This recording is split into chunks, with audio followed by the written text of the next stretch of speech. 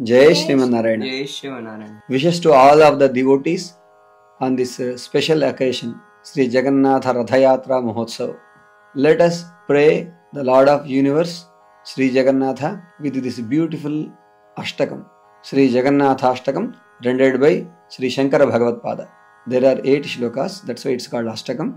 At the end of each shloka, there is a beautiful prayer one should do. I am going to chant all the shlokas. At the end of each shloka, you should say, Jagannatha Swami, Nayana Pathakami Bhavatu me. May of me, Nayana Patha, in front of my eyes, Jagannatha Swami, the Lord of this whole universe, Bhavatu, he has to be. Means, Lord should appear to me. This is the wish great souls always have. Why can't we have that great wish, at least on this day? Millions of the devotees gather, hold the rope and pull the Ratha, be in the Kainkariam of Rathayatra Mahotsav. At least let us see that beautiful Lord and do Namaskara. Repeat this sentence at the end of each shloka. That also brings the same Anugrama of Paramatma. Let us do it. Kadachit Kalindi Tata Vipina Sangeeta Karavo Muda Gopi Nari Vadana Kamala Swada Madhupaha Rama Shambhu Brahma Marapati Ganesha Archita Pado Jagannatha Swami Nayana Pathagami Bhavatu me. Good job. Let us do the next prayer.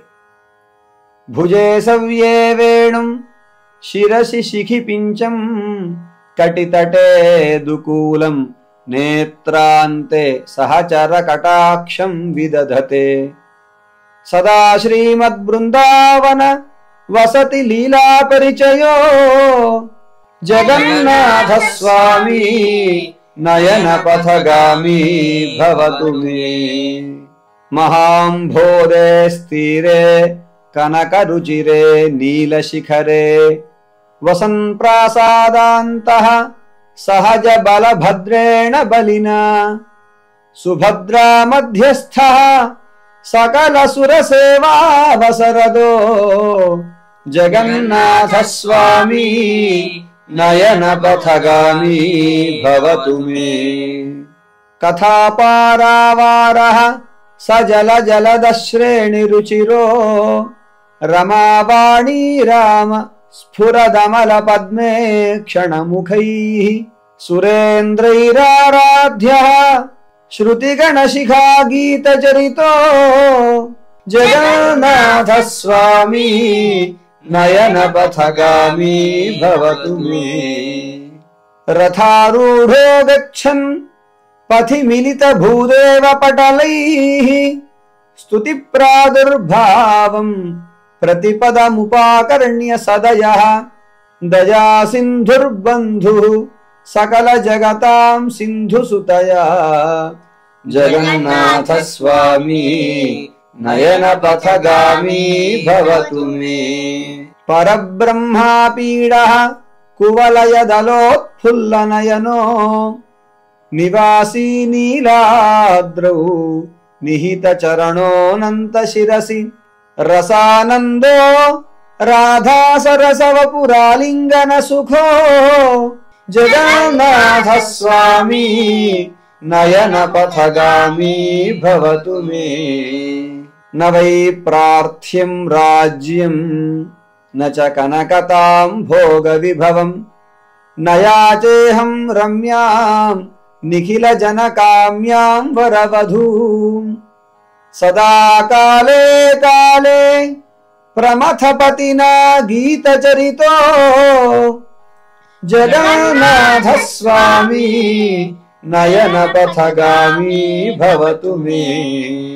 Haratvam Samsaram Drutataram Surapate Haratvam Papanam Vitatim Aparam Yadavapate Aho Dinanatham Nihitamachalam Nischitapadam Jagannatha Swami Nayana Pathagami Bhavatu me. Jagannatha Jagannath अष्टकं पुण्यं यः पठेत् प्रयतः शुचः सर्वपाप विशुद्धात्मा विष्णुलोकं स गच्छति जगन्नाथाष्टकं पुण्यं यः पठेत् प्रयतः शुचः सर्वपाप विशुद्धात्मा विष्णुलोकं स गच्छति। बोल पूरी जगन्नाथ भगवान की जय। नीलाचल निवासा सुभद्रा प्राणनाथ Govind Govind. Now we conclude with Sri Jagannatha Mangalam, which we do every day. Nilachal निवासाय नित्याय परमात्मने सुभद्रा प्राणनाथाय श्री जगन्नाथाय मंगलम्। मंगलाशासन परैः मदाचार्य पुरोगमैः सर्वैश्च पूर्वैराचार्यैः सत्कृतायास्तु मंगलम्। ओम अस्मद्गुरुभ्यो नमः। जय श्रीमन्नारायण।